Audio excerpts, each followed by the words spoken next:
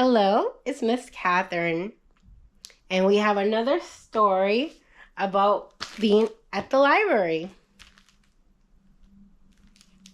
Lila Lou's Little Library, a gift from the heart.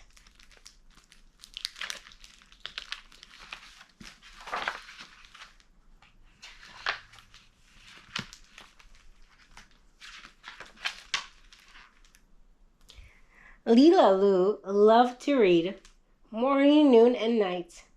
Her nose was buried in a book. Books piled here, books piled there, in every nook and cranny. Books were piled everywhere. Lila Lou would even get lost in her books.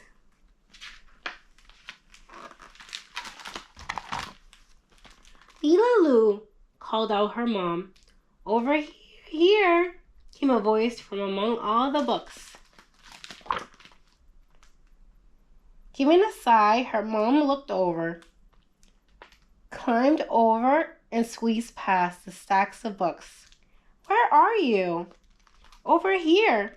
Where? Here. She finally found Lila Lou reading in a fort made from books.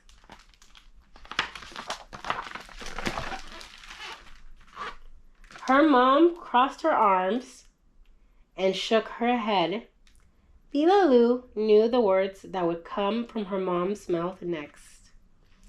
Lila Lou, there are too many books in this house. Maybe our house is just too small for all these books. Lila Lou winked and grinned. From deep inside the closet door, the noise grew and grew. Lila Lou's mom slowly opened the door and peeked inside. She opened it a little further. A pile of books came tumbling down. I guess I could share my books with others, Lila Lou quickly suggested. That day, Lila Lou had an idea that grew and grew. She gathered her glitter and her glue. She grabbed a hammer, nails, and paint. Lastly, she grabbed her mom and headed outside. In Lila Lou's front yard stood the largest tree stump ever. Lila Lou had been sad when the old oak tree fell during a storm last winter. But now a smile spread across her face. She threw her arms around the stump and gave it a hug. This is the perfect place. Her mom looked confused. For what, Lila Lou? You will see. Let's get to work. Bang, bam, buzz, clang, clatter, clink, sploosh, splash, splosh. Lila Lou and her mom worked till dusk. The sun was settling when they hung the sign on the tree stump. Lila Lou and her mom stood back and admired the work. Lila Lou's Little Library. I think this will do, Lila Lou smiled. I think this will too, her mom wiped her brow. The sign above the stump read, Lila Lou's Little Library. From all around her house, Lila Lou gathered books. Books about frogs, purple-striped monsters, beautiful butterflies, lands far away, princesses, fierce dragons, and other creatures. She stacked her books neatly on bookshelves on the tree stump.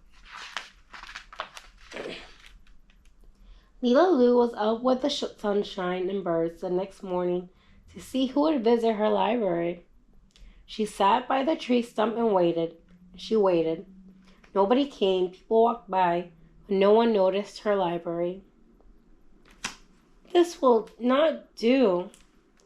Lila Lou crossed her arms and thought.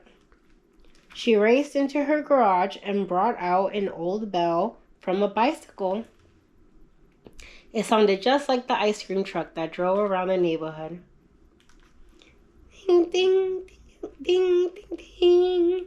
Soon a curious crowd gathered. Lila Lou scrambled up the tippy top of the pile of the stump. My books are magical. Wait and see. Pick one, pick two, or even three. They will take you to places, adventures galore. When you spend time with books, you will want to read more.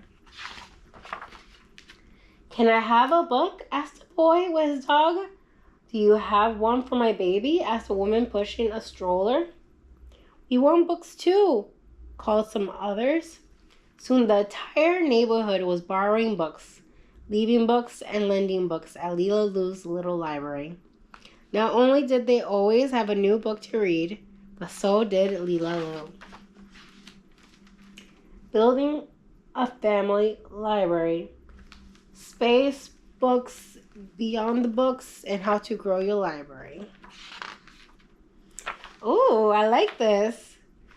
How to grow, it says visit your library on a regular basis to borrow books. We do that. And that was Little Lou's Little Library. Leela Lou's Little Library. That you can get at your local library. Bye, friends. For now. Bye for now.